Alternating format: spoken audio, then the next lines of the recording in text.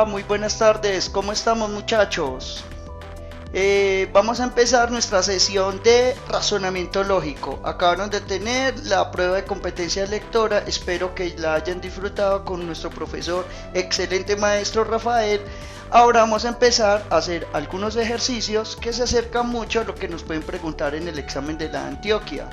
Recuerden que ya se acerca el día, el martes 2 de mayo, entonces vamos a aprovechar este tiempo que tenemos para resolver algunos ejercicios. Bienvenidos a todos los que están conectados. Entonces vamos a empezar. Vamos a empezar con nuestro primer problema. Hoy traje una variedad de ejercicios que me parece a mí que nos va a ayudar mucho a conceptualizar todo lo que hemos visto durante este trimestre. Espero que tengan preguntas con respecto propiamente a los ejercicios y que lo disfruten y que aprendamos mucho y que ganemos confianza en el examen para el próximo martes. Bien, empecemos con nuestro primer problema. Primera pregunta. Nuestra primera pregunta dice: Paula tenía cierta cantidad de dinero y decide gastarlo. El primer día gasta las 5 séptimas partes del mismo. Al día siguiente gasta las 3/5 partes del dinero restante. Y el último día gasta la mitad de lo que le queda para así ahorrar la unidad restante, que son 4.000. La cantidad de dinero que gana inicialmente Paula es A 50.000, B 40.000, C 35.000, D 70.000. La dinámica va a ser la siguiente: les voy a dar alrededor de en algunos ejercicios 2 o 3 minutos, dependiendo de la dificultad, para que ustedes lo vayan desarrollando.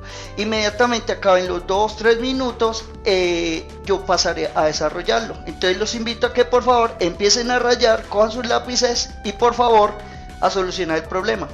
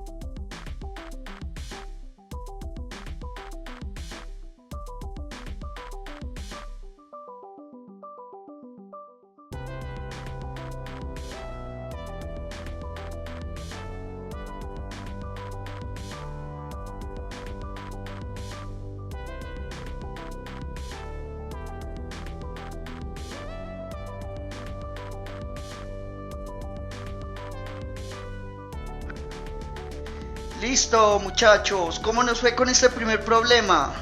Veo ya varias soluciones muy buenas. Por ejemplo, Steven, muy bien.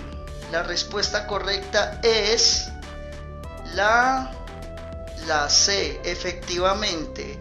Veo que muchos tuvieron dificultades para comenzar. Vamos a ver entonces cómo resolvemos este problema. Bueno, lo primero es hacer una representación iconográfica. Hacemos una representación y vamos a representar esas fracciones que nos dieron en el problema en nuestro grafiquito. Entonces, inicialmente, ¿qué nos decían? El problema nos decía, ¿me pones por favor el texto? El problema inicialmente nos decía que Paula tenía cierta cantidad de dinero y decide gastarlo. El primer día gasta las 3 séptimas partes del mismo. Entonces veamos cómo representamos eso.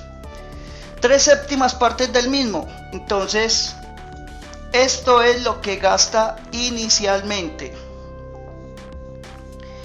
Bien, ahora ¿qué nos dice el problema? Ya quedó representado los 3 séptimos. Notemos acá que si nos gastamos 3 séptimos nos sobraron 4 séptimos. Y resulta que el problema nos dice que al día siguiente gasta las 3/5 partes del dinero restante. Pero miremos un asunto. ¿Cuál es el problema que tenemos acá? Que gastamos los 3/5, pero esto está dividido en 4. Entonces, ¿cómo hacemos para hacer esa división en 5 partes? Entonces, lo que vamos a hacer es lo siguiente. Vamos a trazar unas líneas acá de tal manera que nos quede dividido en 5 partes. Mire que ahí nos quedó divisiones horizontales. 1, 2, 3, 4, 5. Ahora bien, ¿cuánto es que tenemos que tomar? ¿Cuánto tenemos que tomar? ¿Cuánto se gastó? 3/5. Entonces esos 3/5 lo pintamos. Resulta que acá esos 3/5 en realidad son 4 por 5, 20. Es decir, que esos 3/5 en fracciones equivalentes va a ser lo mismo que esta porción que estamos representando acá. Es decir, 4 por 5, 20 sobre 4 por 3, 12. 12/20 es lo mismo que 3/5. ¿Cómo llegué de 3/5 a 12/20? Pues simplemente multiplicando por 4. Y ahí tengo la fracción representada. Hasta aquí vamos bien. Ahora, ¿qué sigue diciendo el problema? Por favor, leamos la siguiente parte. La siguiente parte nos dice que el último día gasta la mitad de lo que le queda para ahorrar la cantidad restante, que son 4.000. Entonces venimos acá. Mire que acá se gasta la mitad. Es decir, vamos a pintarlo con verde. Lo que se gasta sería esta porción. Perfecto. ¿Cuánto nos quedó? Nos quedaron estos 4 cuadritos. ¿A cuánto equivalen estos 4? Veámoslo por favor. ¿A cuánto equivale? El problema nos dice que equivalen a 4.000 pesos. Y entonces, si esta porción equivale a 4.000, ¿qué creen ustedes que vale cada parte de estas? Cada una de estas partes. ¿Qué creen ustedes si todas esas partes son iguales? Efectivamente, vale 1.000. Cada cuadrito de estos vale 1.000. De hecho, mire, ahí tenemos representados los 4.000. Luego, por tanto, ¿cuál es la pregunta que nos hacían? ¿Que cuánto dinero tenía inicialmente? Entonces, si cada cuadrito esto vale 1.000, ¿cuántos cuadritos hay acá? 35. 1.000 por 35, lo cual nos da la suma de 35.000. Y esa es la respuesta. Bien. Sigamos con el siguiente problema. El problema siguiente es de geometría. El problema dice lo siguiente. En la figura presentada a continuación, si el segmento AB es igual a 8, podemos concluir que el área del triángulo ABCD es. Por favor, los invito a que lo resuelvan.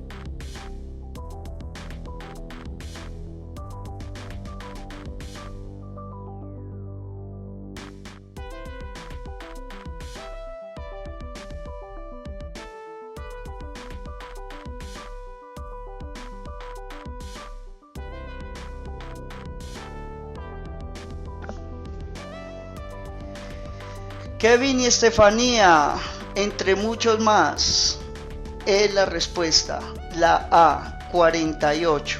Ahora veamos cómo llegamos a esa respuesta. Tenemos un rectángulo inscrito en una circunferencia. Cuando hablamos de inscrito, ¿a qué nos referimos? Es que el rectángulo está dentro de la circunferencia con sus vértices tocando la misma circunferencia. Entonces, lo que vamos a hacer es lo siguiente. ¿Qué tenemos hasta ahora? Tenemos dos datos. Los datos que tenemos son el radio de la circunferencia. Y tenemos también que el segmento AB mide 8 unidades. Lo voy a colocar acá. Esto mide 8. Esos son nuestros dos datos. Ahora bien, nos están pidiendo el área del cuadrado. Perdón, del rectángulo. No podemos suponer que es un cuadrado. Recuerden, es un rectángulo lo más general posible. ¿Qué hacemos para hallar este área? Pues ya tenemos el segmento AB que mide 8 unidades. Pero necesitamos saber cuánto mide el segmento AD. Pero para ello nos va a ayudar mucho el radio de la circunferencia. ¿Por qué? Porque si notamos, este radio es este mismo de OAB. Es decir, voy a trazar este segmento acá. Entonces voy a decir que el segmento OB es el radio. Y que de hecho ese radio es igual a 5 unidades. Recuerden, este radio es igual a este. Por tanto, esto mide 5. ¿Hasta aquí es claro? Sigamos. Ahora, ¿qué hacemos? Yo voy a prolongar el segmento OB de tal manera que me se genere el segmento BD, que sería un diámetro. Luego mi pregunta es, si el segmento OB mide 5 unidades, ¿qué creen ustedes que mide el segmento OD? Pues claro, también es un radio, por tanto mide 5. Luego todo el segmento BD es igual a 10 unidades. Perfecto. Entonces, ¿aquí qué tenemos? Hasta ahora, ¿qué tenemos? Voy a dibujarlo por acá. Tenemos un rectángulo donde este segmento, el segmento AB mide 8. Y tenemos un triángulo rectángulo, muchachos, note acá. Un triángulo rectángulo donde el segmento BD mide 10 unidades.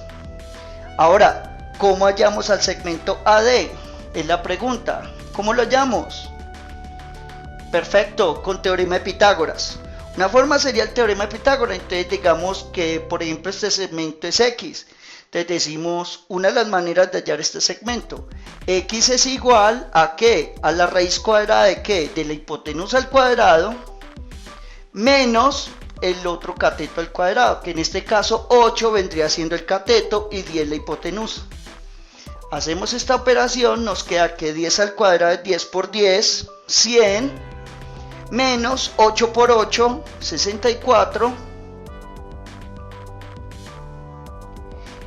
Y esta diferencia nos da 36. Y la raíz cuadrada de 36 es 6. Luego X es igual a 6. Este segmento de acá, el segmento AD, es igual a 6 unidades. ¿Cómo hallamos el área? Ya, muy fácil. El área va a ser igual al producto de 8 unidades por 6 unidades, luego va a ser 48 unidades cuadradas. Y así se resuelve este ejercicio. Bien, muchachos, ¿alguna pregunta? ¿Quién tiene dudas? Escucho. Pregunta de Andrea Arias. ¿Se podría hallar con los ángulos?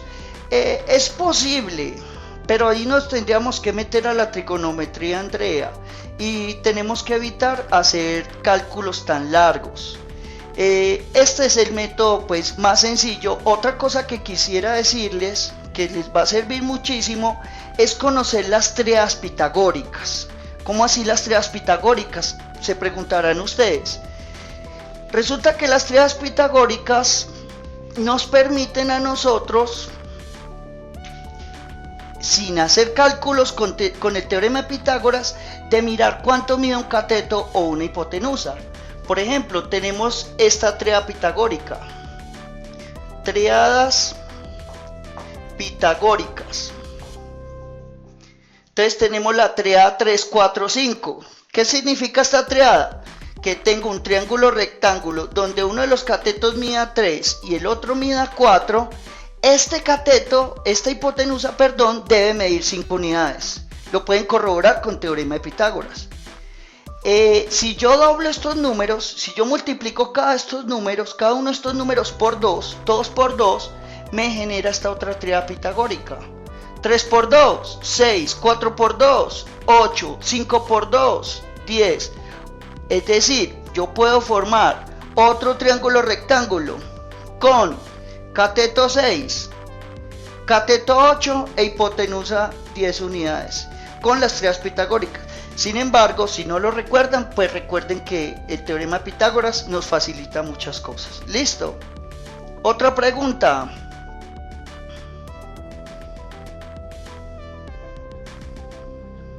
¿Alguna otra pregunta?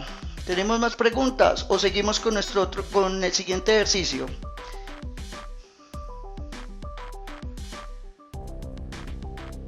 ¿Vamos bien entonces? Listo, pasemos a nuestro tercer ejercicio, tercer problema de hoy. El tercer problema dice lo siguiente. Andrea, Berta, Carolina y Daniela se dirigen a una cierta librería dividida en 4 secciones diferentes: literatura, novelas, tecnologías e idiomas, donde cada una de las secciones se encuentra ubicada en uno de los 4 pisos en la librería. Cada una de ellas desea un libro de una sección diferente a la de las demás, y además se sabe que Andrea fue al primer piso. Los libros de literatura se encuentran ubicados en el 4.º piso. Carolina se dirige al 2.º piso. Berta va en busca de una novela. Andrea no está interesada en los idiomas. Entonces, de acuerdo a la información presentada, podemos afirmar que la persona interesada en los libros de tecnología es A, Diana; B, no es posible determinarlo; C, Carlota; o Diana, o Carolina, perdón. Ahí hay un error, arriba dijimos Carolina, entonces ahí en la C va a ser Carolina.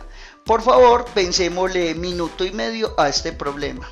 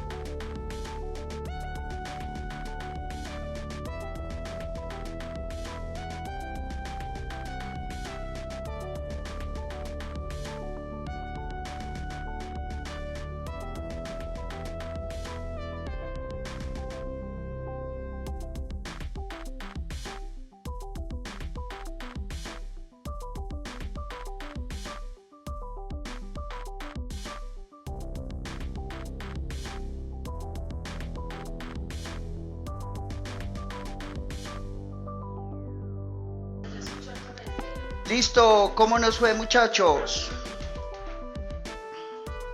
¿Cómo nos fue con este ejercicio? Bien, vamos a hacer las respuestas al final. Listo, vamos a ver las respuestas al final. La pregunta es, vamos a leer la pregunta. La pregunta dice, de acuerdo a la información presentada, podemos afirmar que la persona interesada en los libros de tecnología es. Bien, vamos a pasar a cada uno de los enunciados. Entonces acá pues hice un diagrama, digo relativamente sencillo, en el cual en esta columna vamos a colocar los libros y en esta otra columna las personas a las que van al piso correspondiente. Entonces, por ejemplo, acá nos dice, Andrea va al primer piso.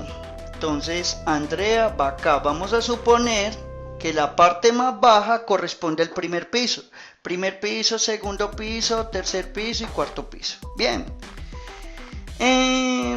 Después nos dice que la literatura se encuentra en el cuarto piso. Entonces acá vamos a colocar las personas. A este lado vamos a colocar las personas. En nuestro lado izquierdo, al derecho vamos a colocar los libros. Entonces al cuarto piso va literatura. Perfecto. Después nos dice que Carolina va al segundo piso. Colocamos acá a Carolina. Y por último nos dice que Berta, ¿me permitís leer por favor la pregunta? Que Berta va en busca de una novela. Es decir, entonces aquí empezamos a pensar, Berta va en busca de novelas, nos faltan dos casillas, pero no es coherente que Berta vaya en el cuarto piso, puesto que la persona que va al cuarto piso va a buscar literatura.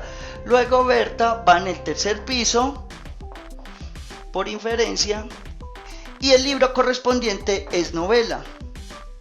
¿Qué más nos dice qué más nos dice el texto? El texto entonces nos dice que Andrea no está interesada en los idiomas. Andrea no está interesada en los idiomas. Entonces, como Andrea no está interesada en los idiomas, entonces, ¿quién es la que sí está interesada en los idiomas? Carolina, ¿cierto? Es el espacio que está sobrando junto con el de Andrea. Entonces Carolina es la que va al piso de los idiomas y a Andrea le tocaría el espacio correspondiente a tecnología. Luego Andrea va al espacio de tecnología. ¿Cuál es la pregunta entonces? La pregunta es, podemos afirmar que la persona interesada en los libros de tecnología es, me disculpan ahí el error de la diapositiva, sería la D, colocamos a Ana, y la respuesta sería Andrea. Listo, la respuesta correcta es la D. ¿Preguntas hasta acá, muchachos? ¿Alguna pregunta?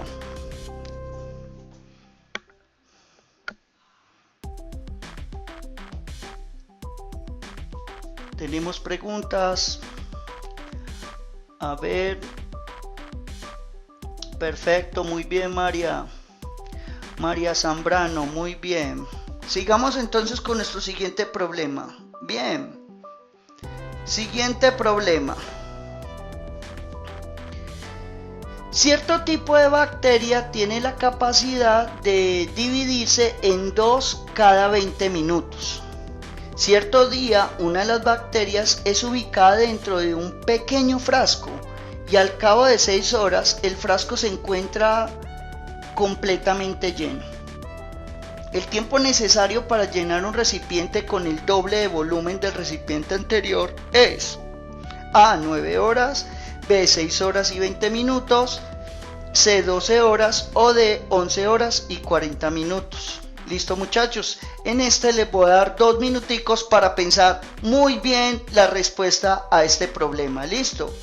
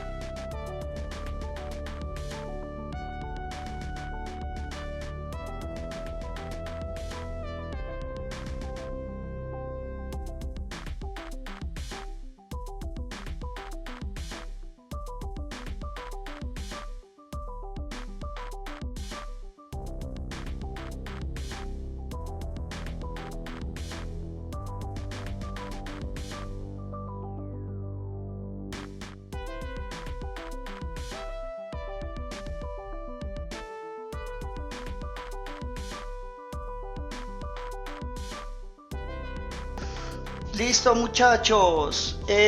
A ver, veo esas respuestas. Hay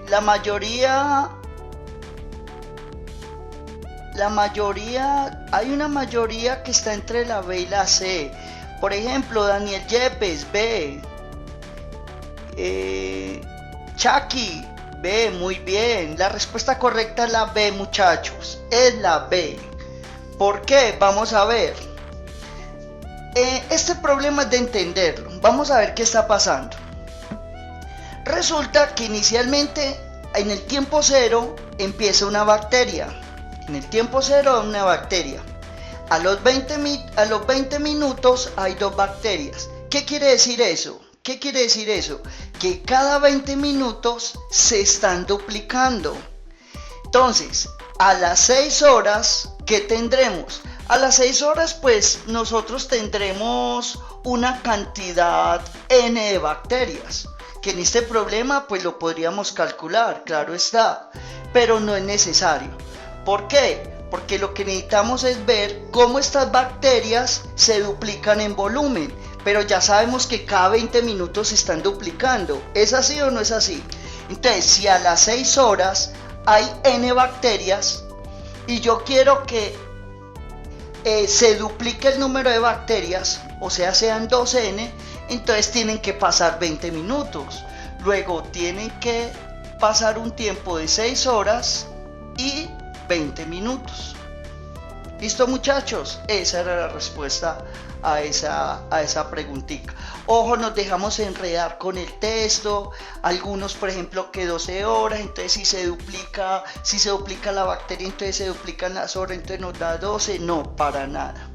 Preguntas. Escucho preguntas, dudas.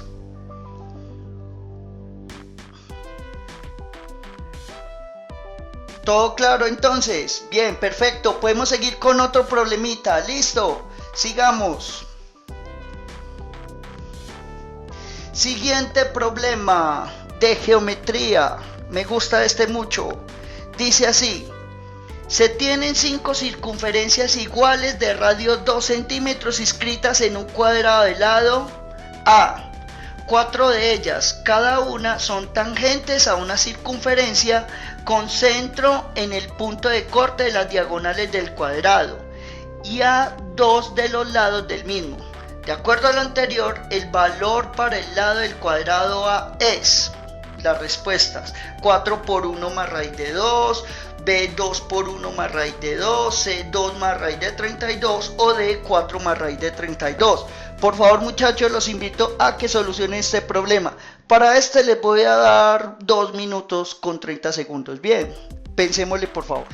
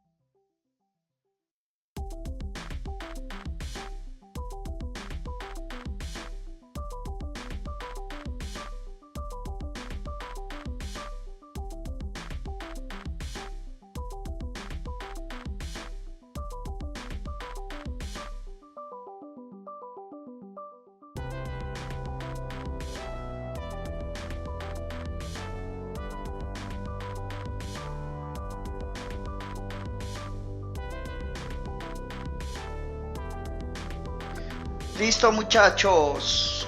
¿Cómo nos fue con geometría? Nos da duro, ¿cierto? Tenemos que repasar harto. Aquí hay varios elementos. Entonces van a poner mucha atención. Traten de no parpadear. Muy concentrados con lo que vamos a hacer.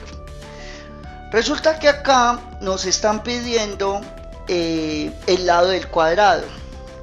El hecho de que nos digan cuadrado es genial. Ya es una hipótesis. Ya tenemos que este lado es igual a este. Hay varios concepticos que quisiera que trabajáramos. Por ejemplo, el de recta tangente. Resulta que acá la circunferencia está tocando con el lado del cuadrado. Por ejemplo, observen acá. Esta circunferencia acá está tocando con este lado. Toca en un punto. Lo mismo acá, toca en un punto. Eso significa que el lado del cuadrado es tangente para la circunferencia, porque la toca en un punto. Y esa información es genial. ¿Por qué es genial? Porque si yo cojo el radio de esa circunferencia, la distancia que hay del radio de acá al lado es perpendicular, es decir, nos forma 90 grados. O sea que este radio está formando 90 grados con este lado. Entonces van a poner qué es lo que tenemos que hacer para poder hallar el lado de este cuadrado. Entonces lo que nosotros tenemos en este momento es el radio de las circunferencias. Entonces pensemos cómo trazar una figura auxiliar que nos permita poder hallar ese lado, relacionar el radio de las circunferencias con el lado. Resulta que si trazamos acá, no voy a hacer el trazo, voy a hacerlo punteado. No tenemos mucho porque yo no sé cuánto mide esta distancia de radio a radio. Puesto que mire que aquí las circunferencias no están no se ve bien la relación numérica. Pero si yo trazo esta diagonal de este radio, de esta circunferencia que está al lado izquierdo, superior, circunferencia superior izquierda, a la circunferencia superior derecha, miren que allí yo puedo trazar una línea perfectamente legible en la cual yo soy capaz de decir cuál es la distancia. Somos capaces de decir cuánto mide ese segmento, llamemos esto O y llamemos esto B. Sabemos decirlo, puedo dibujarlo por acá. Entonces esto es O y esto es B. ¿Cuánto mide? Claro, como el radio de cada circunferencia es 2, entonces 2 más 2, 4, más 4, 8. O sea que esto mide 8. Y ya tenemos eso. Ya es mucho. Ahora, ¿qué vamos a hacer? Vamos a hacer la siguiente construcción auxiliar. Vamos a trazar un triángulo que cierre acá. O sea, voy a colocar acá el punto C en esta circunferencia superior derecha y voy a trazar un segmento OC y CB. ¿Qué creen ustedes que puedo decir de ese triángulo? ¿Qué puedo decir de ese triángulo? Pues con respecto a lo que dije anteriormente, puedo decir que este triángulo efectivamente es rectángulo. Este triángulo es rectángulo. Y es un triángulo en el cual los dos catetos son iguales. Es decir, ese triángulo, además de ser rectángulo, es triángulo isósceles. Entonces voy a colocar acá que esto mide X. Yo no sé cuánto mide este segmento OC, lo voy a llamar X. No sé cuánto mide este segmento CB, pero lo que sí sé es que mide igual al segmento OC, o sea que mide X. Genial. Tenemos que el segmento OB mide 8. Esto mide 8. Entonces vamos a trazarlo acá, más grande para que lo podamos ver. Tengo esto, rectángulo acá. Segmento OC mide X. Segmento CB mide X. ¿Qué creen que hacemos para hallar esa X? Lo vimos anteriormente, el anterior problema, teorema de Pitágoras. Entonces decimos X a la 2 más X a la 2 tiene que ser igual a 8 al cuadrado. ¿Cuánto es x2 más x2? X2 más x2, pues 2x2. 2x al cuadrado. 1x2 más 1x2 me dan 2x2. Y 8 al cuadrado me da 64. El 2 está haciendo una operación con el x2. Está multiplicando. Lo paso a dividir. Me queda 64 dividido 2. De donde puedo decir que x es igual a 64 sobre 2, que nos da 32 al cuadrado. X2 igual a 32. Ahora, ¿qué es lo que necesitamos? Pues yo necesito el segmento X. ¿Por qué necesito el segmento X? Ya se van a dar cuenta por qué. Ya voy a explicar para qué vamos a necesitar ese segmento. Entonces acá X2 es igual a 32, pero yo necesito a X, saco raíz cuadrada. Pero acá tengo un problema. ¿Cuál es el problema? Que este número es compuesto y yo puedo escribir este radical en una forma más simple, en términos de números primos. Entonces, ¿qué hacemos para escribir esto más simple, más sencillo? Lo que hacemos es descomponer el 32. Entonces voy a descomponerlo por acá. Entonces cojo el 32 y lo descomponemos. Mitad de 32, 16. Mitad de 16, 8. Mitad de 8, 4. Mitad de 4, 2. Mitad de 2, 1.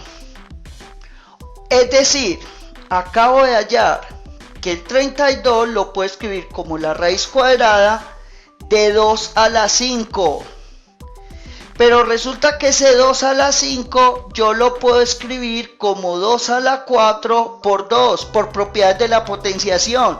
¿Por qué por propiedades de la potenciación? Porque recuerden que potencias, producto de potencias de igual base, se coloca la misma base y se suman los exponentes. Ahora usted estará preguntando, ¿y para qué el profe hace eso? Mire para qué lo hacemos. Hay otra propiedad que me dice que yo puedo separar los radicales para ambos productos. Entonces aquí me quedaría la raíz cuadrada de 2 a la 4 por la raíz cuadrada de 2. ¿Y quién me dice cuánto es la raíz cuadrada de 2 a la 4? Sí, es 2 a la 2 por raíz de 2. O también lo puedes ver, 2 a la 4 es 16 y la raíz cuadrada de 16 es 4. También es otra forma de verlo. O sea que esto nos queda 4 raíz de 2. Es decir, ya tenemos que este segmento que tenemos acá mide 4 raíz de 2. Y ya que tenemos, ya prácticamente tenemos el ejercicio resuelto. Porque resulta que si este segmento de acá mide 4 raíz de 2 y sabemos que esto cuánto mide, el radio cuánto era la circunferencia, 2. ¿Y cuánto mide esto? 2. O sea que todo este segmento que va a ser A, miren que este segmento de acá, por ser cuadrado, es este mismo. Entonces nos va a dar que A va a ser igual a ¿qué? Va a ser igual al segmento X que nos dio 4 raíz de 2. ¿Más cuánto? Más 2 más 2, que es 4. Y las respuestas generalmente no nos las dan así. ¿Por qué no nos las dan así? Porque podemos hacer más cosas. En este caso, ¿qué podemos hacer acá? Lo aprendimos en octavo, factorización, factor común. El factor común acá es 4, entonces saco factor común 4 que multiplica. ¿Cómo me devuelvo? ¿Por quién tengo que multiplicar al 4 para que me dé 4 raíz de 2? Ah, aquí el raíz de 2. Más, ¿por quién tengo que multiplicar al 4 para que me dé 4? Por 1, o sea que aquí tiene que haber un 1. Lo cual nos da la respuesta A.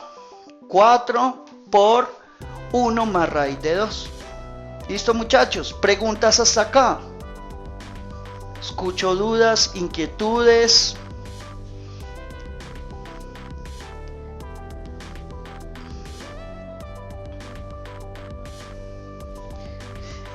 Por ahí preguntan de si eso tan largo sí sale.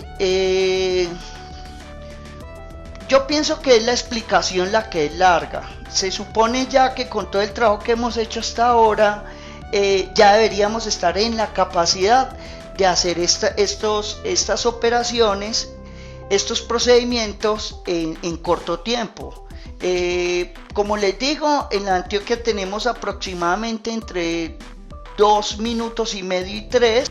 Entonces yo creo que es posible hacer un ejercicio de estos, por lo menos el procedimiento en ese tiempo. A veces, ¿qué es lo difícil? La idea, ¿cierto? La idea, ver la idea de hacer esta construcción auxiliar, en este caso este triángulo, para poder resolver el problema. Desde mi punto de vista, me parece que eso es lo más difícil, o sea, la idea. Pero ahí, con los ejercicios que hemos resuelto, pues eso les da un abanico amplio de ideas, ¿cierto? Y de estrategias para abordar un determinado problema. ¿Qué otra pregunta?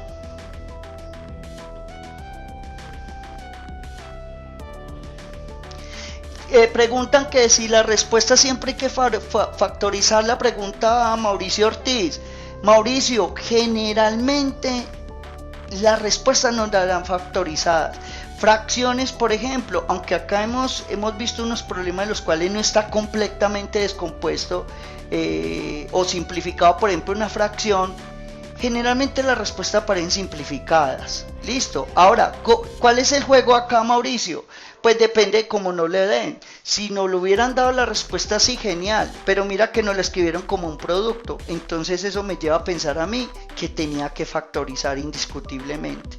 Listo. Para que no vayan a pensar que está mal. Oh, la respuesta está mal porque no me dio con la respuesta. No, recuerden, siempre factorizar, siempre factorizar. ¿Qué otra pregunta tenemos? ¿Se podría trazar una diagonal que mida 12? No sé, una diagonal que midiera 12, entiendo entonces que esto es 8, aquí sería 2 y 2, 4, pero tendría problemas. Mira dónde me quedaría ese punto, me quedaría acá. Entonces tendría problemas para relacionarlo con esta medida que la tengo. Esta medida acá la tengo, es 2. Entonces por eso lo tracé hasta acá. Yo ya no sé este punto a qué distancia está del lado del cuadrado. Entonces ahí habría problemas. Listo. Es mejor trazarlo de radio a radio, que son cosas conocidas. Por ejemplo, en este caso, de este radio a este de acá. Bien. Sigamos con el siguiente problema. Siguiente problema, operadores binarios. Eso es lo que necesitamos, un operador binario. Están apareciendo mucho en el examen. Dice así: se define un operador arbitrario entre dos redes reales de tal manera que asterisco, paréntesis, a más b es igual a a más asterisco b, donde asterisco 10 es igual a 20. De acuerdo a la información presentada, el valor de la expresión asterisco 2000 es ¿cuánto? A, 2020, B, 4000, C, 1990 o D, 2010. Bueno, muchachos, a rayar.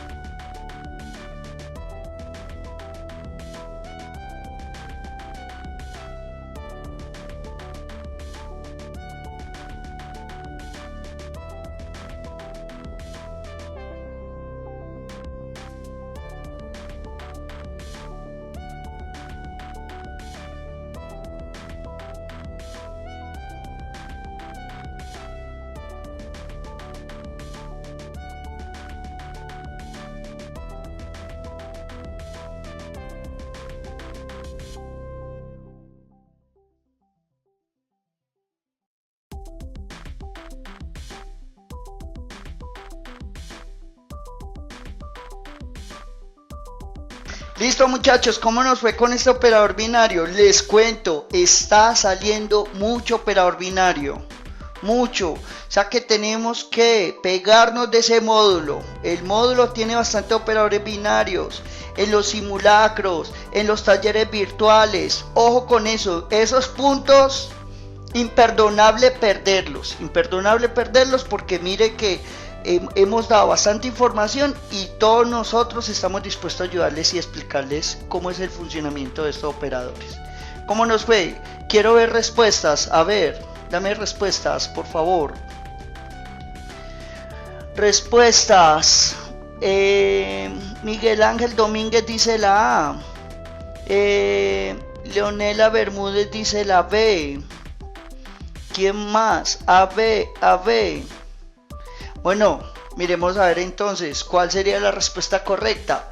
Vamos a primero a tratar de entender qué es esto. Bueno, ¿qué es un operador binario, cierto? ¿Qué es un operador binario?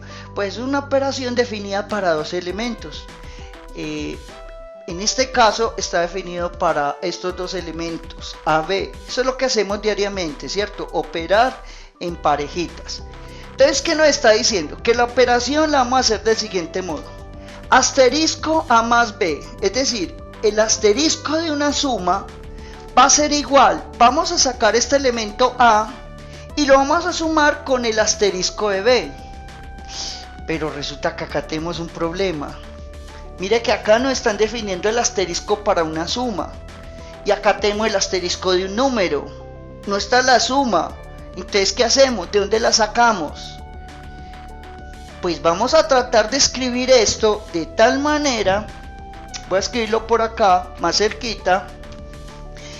De tal manera que nos quede como una suma. Entonces, por ejemplo, si yo tengo asterisco 2000, yo voy a tratar de escribirla como una suma. Entonces, ¿qué hago? Bueno, pensemos. Dos números que sumados me den 2000. No sé, uno podría pensar el 1900 más 100. Entonces, tengo que el 2000 es 1900 más 100. Ah, bueno, perfecto. Ya tengo escrito este número en términos de la suma como me lo pide el ejercicio. Entonces, cuando yo aplico la definición de este ejercicio, ¿qué me queda? 1900, aplico la definición. Este número que está acá, el 1900, viene siendo el A y el 100 viene siendo el B y lo voy a escribir tal cual. Entonces dice, el A es 1900 más asterisco B, que viene siendo ¿qué? 100. Pero tengo un problema, que es asterisco 100. Ahí no vamos a poder hacer nada, porque de hecho acá nos están definiendo la operación y nos están diciendo donde asterisco 10 es 20. O sea que acá tenemos un problema, acá no podemos seguir, porque yo necesito es que acá esté asterisco 10 y eso no lo tengo. Entonces, ¿qué se nos ocurre? Perfecto, ya sé entonces qué vamos a hacer. Mire lo que vamos a hacer.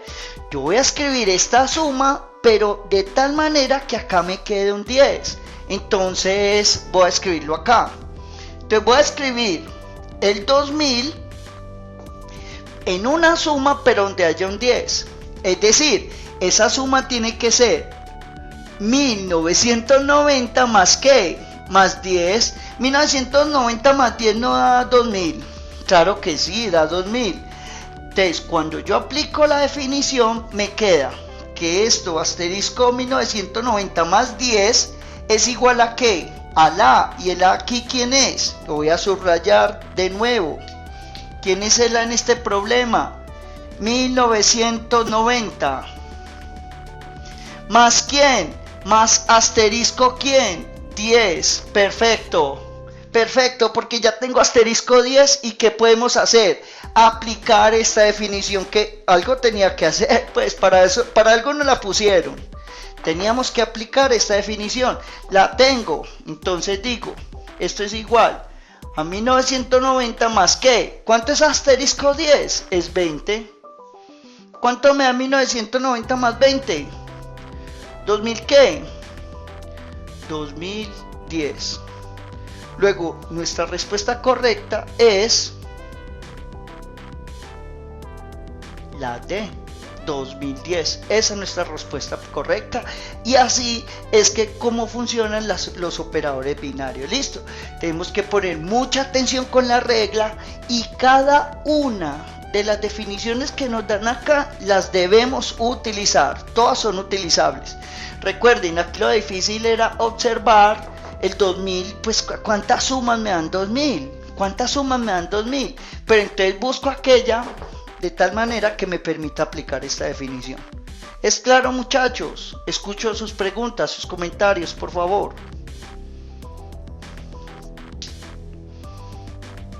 Bien, perfecto, me alegra mucho eso, que hayan entendido este operador. Entonces pasemos al siguiente ejercicio, ¿les parece? Siguiente problema.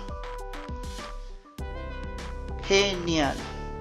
Dice así: se tienen 4 sospechosos de haber cometido un delito. Cada uno de ellos hace su declaración con respecto a quién fue el culpable. Manuel dice, fue Santiago. Santiago dice, fue Carlos. Carlos dice, Santiago miente. Pedro dice, yo no fui. Si se sabe que solo uno de ellos miente, el culpable del robo fue ¿quién? A Pedro, B Manuel, C Carlos o D Santiago. Muchachos, para este problema les voy a dar 3 minutos, pero espero que al final me den la respuesta correcta. Es un problema de método por reducción al absurdo. Por favor, empiecen.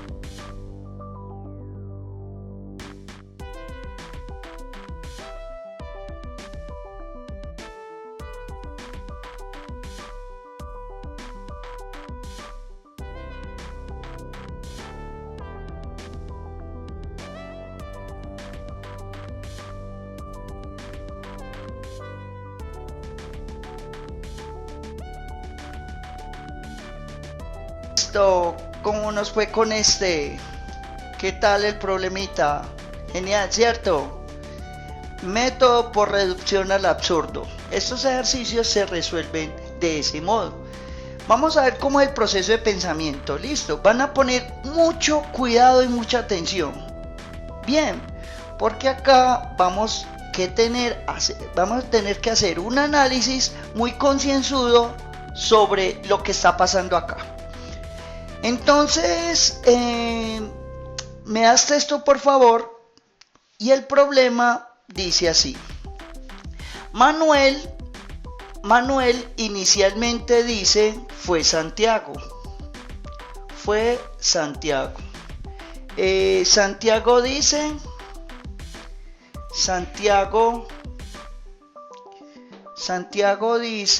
fue Carlos.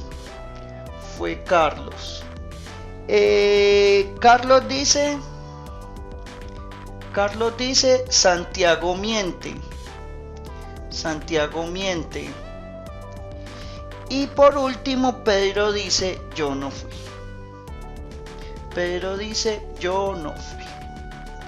Listo, entonces van a poner cuidado acá, atención al tablero. Aquí tenemos a Manuel, Santiago, Carlos y Pedro. Aquí la luz de pronto no lo debe ver con claridad, me excusan ahí. Culpabilidad. Vamos a suponer la culpabilidad. Listo. Aquí coloqué Manuel, Santiago, Carlos y Pedro, suponiendo en este momento quién es el culpable. Entonces vamos a trabajar bajo ese supuesto. Vamos a suponer la culpabilidad de cada uno y vamos a buscar en donde uno de ellos mienta y los otros tres digan la verdad. Eso es lo que vamos a buscar. Recuerden que la pregunta que dice, leamos por favor la pregunta. La pregunta dice, si se sabe que solo uno de ellos miente, el culpable del robo fue. Entonces vamos a analizar. Vamos a analizar primero la culpabilidad de Manuel. ¿Cómo así analizar la culpabilidad de Manuel? Vamos a suponer que el culpable fue Manuel. Vamos a trabajar bajo ese supuesto. Entonces, si el culpable fue Manuel, vamos a analizar quién de estos está diciendo la verdad y quién de ellos está diciendo la mentira. Entonces veamos acá. Entonces, el culpable fue Manuel. Vamos a trabajar bajo el supuesto. Entonces Manuel dice, fue Santi. ¿Eso es verdad o es falso? Eso es falso. ¿Por qué es falso? Porque el culpable fue Manuel. Sigamos. Santiago, ¿qué dice? Fue Carlos. ¿Qué podemos decir? Es falso. ¿Por qué? Porque estamos suponiendo que el culpable fue Manuel.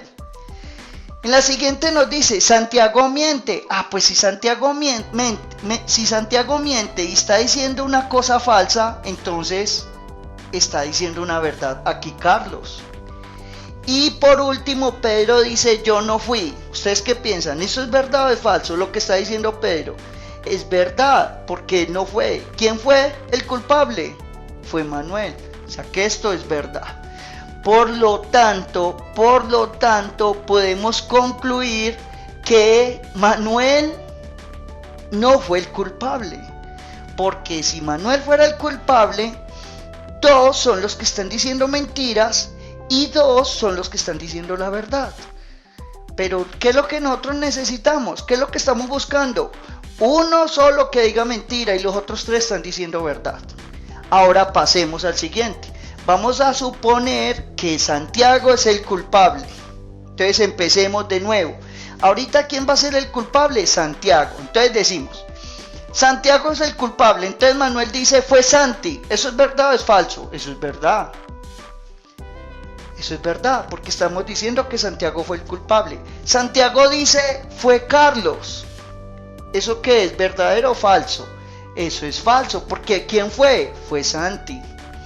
Carlos dice, Santiago miente. Claro, y si Santiago está diciendo una falsedad y si está mintiendo, entonces diría la verdad.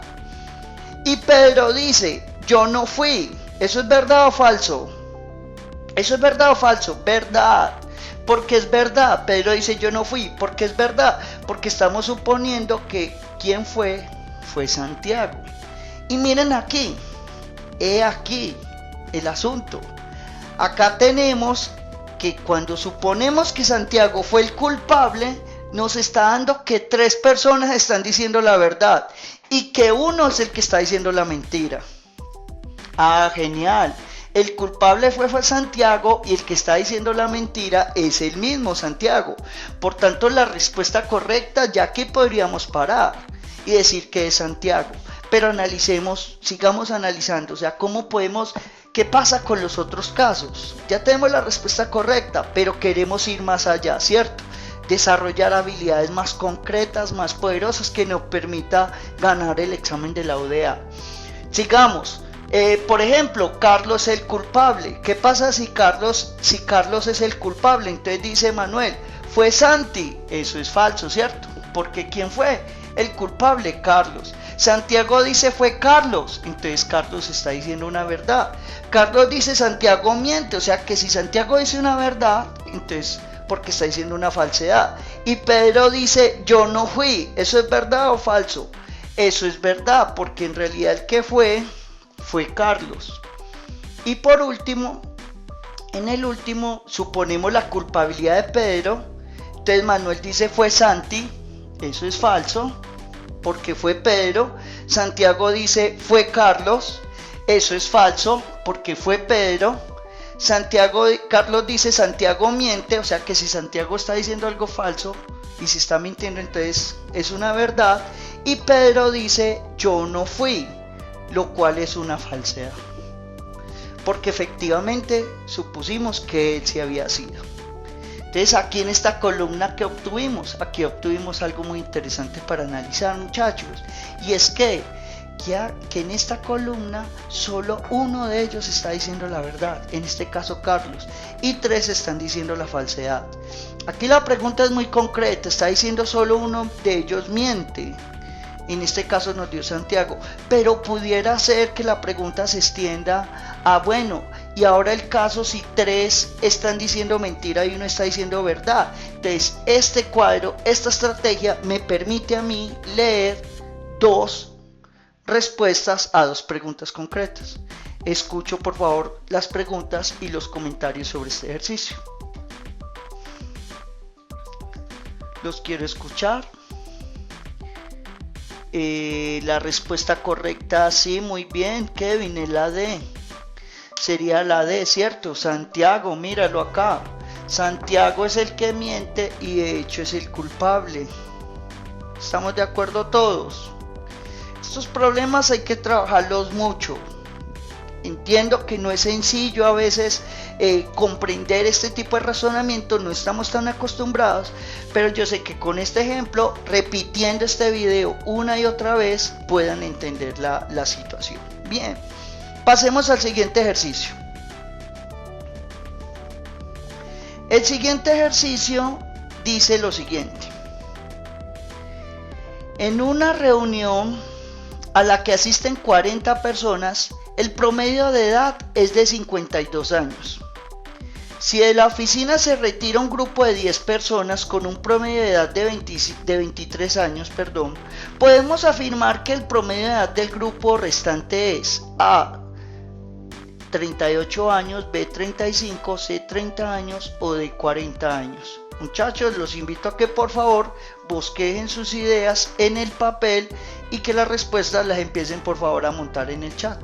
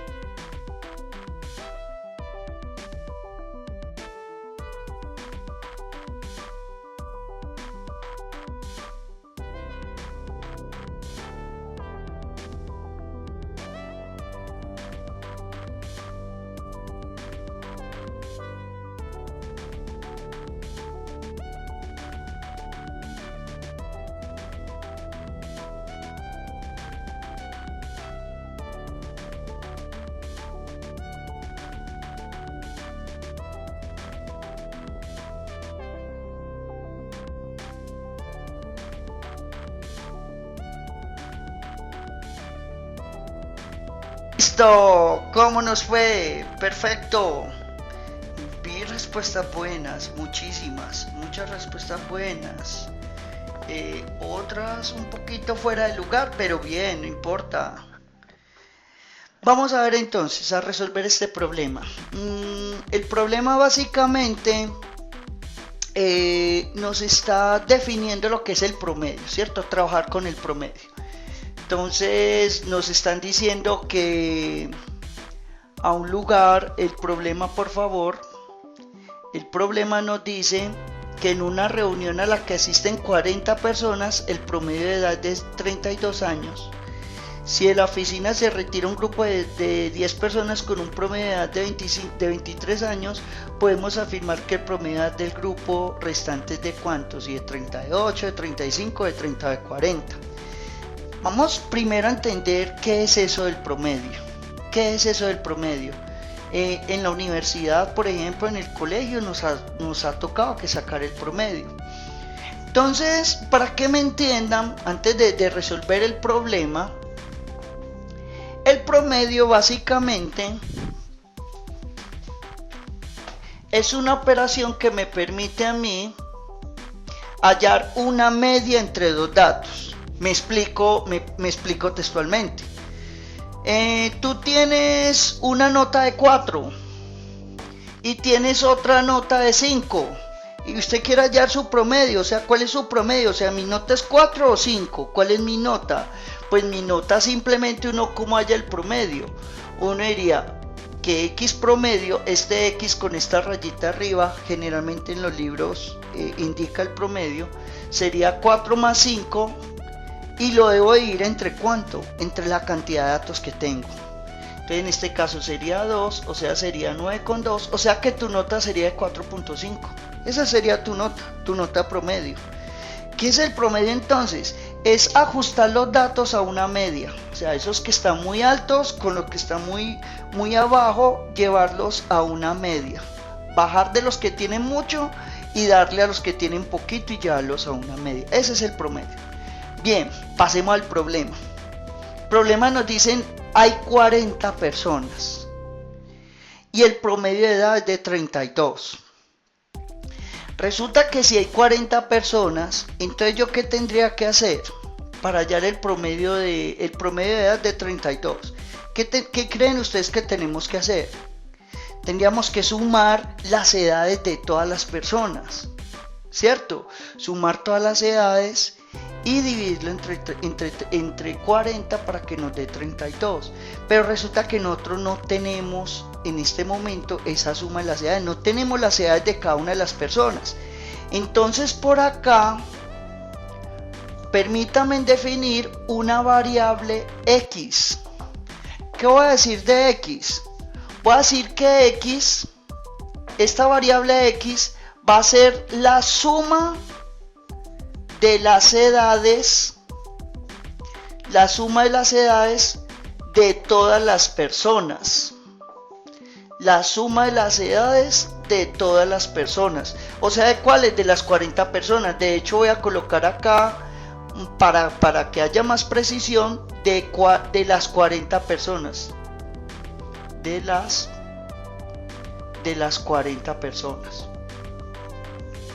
O sea, si yo sumo las edades de las 40 personas, me va a dar X. Sí, voy a colocarlo por acá. X va a ser igual a X sub 1 más X sub 2 más X sub 3 más bla bla bla hasta X 40. O sea, la suma de las edades de las 40 me va a dar X.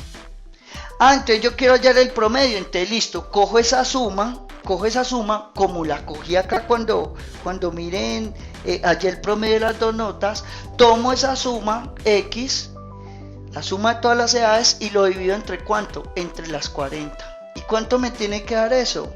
Si yo cojo todas las edades, la suma de todas las edades, no me importa cuánto es la edad de cada uno de ellos. Lo que me importa cuánto es la suma, y la tengo, es X. Sobre 40, el promedio de edad va a ser 32. Genial, ya tengo una por acá. Ahora, ¿qué pasa? Tenemos la siguiente situación. Resulta que de esas 40 se retiran 10 con un promedio de 23. Pero ¿sabemos cuántas son? ¿Cuántas se retiran? Sí, se retiran 10. Pero con respecto a X no sabemos cuántas son. Entonces vamos a definir otra variable. Entonces voy a decir, sea Y la suma de ¿qué? La suma de las edades. La suma de las edades de ¿qué? De las 10 personas que se retiran. La suma de las edades de las 10 personas. Ah, perfecto. Entonces ya tengo la suma de las edades de las 10 personas. O sea que las edades de las 10 personas, y sub 1, más y sub 2, más y sub 3, más bla bla bla, hasta y sub 10, estas son las edades de cada una de las personas y eso me va a dar y. Entonces el promedio va a ser y sobre 10, porque son 10 personas, y eso me va a dar igual a 23. Y eso me va a dar igual a 23. ¿Qué es lo que me están preguntando? Ahora, ¿qué es lo que me están preguntando? Me están diciendo, vea, estas 10 personas que tienen un promedio de 23 años se retiraron. Entonces me están preguntando cuál es el promedio de la edad de los que quedan. ¿Cómo hallo eso?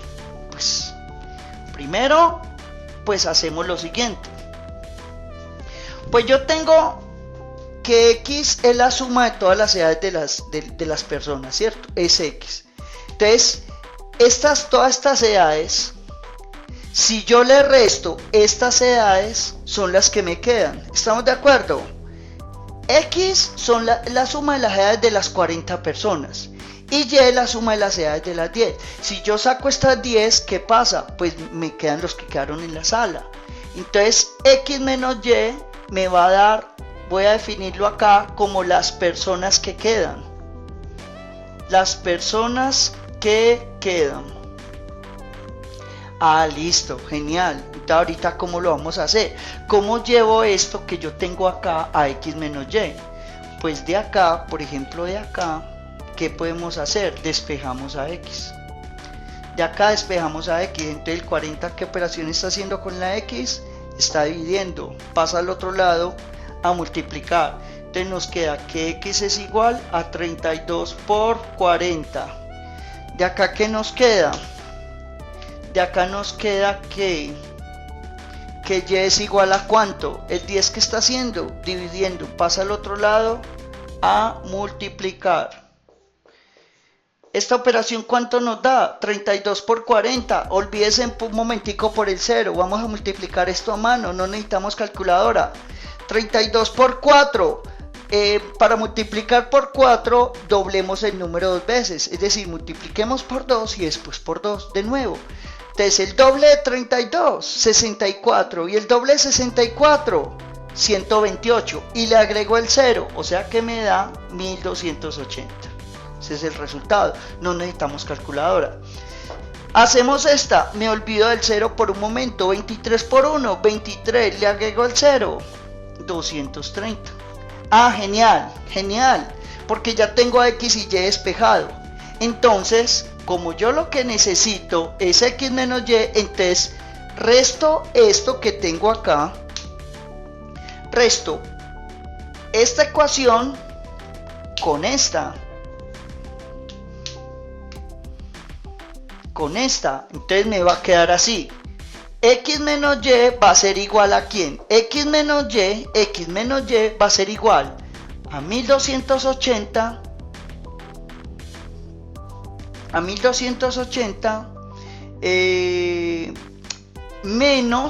menos ¿quién?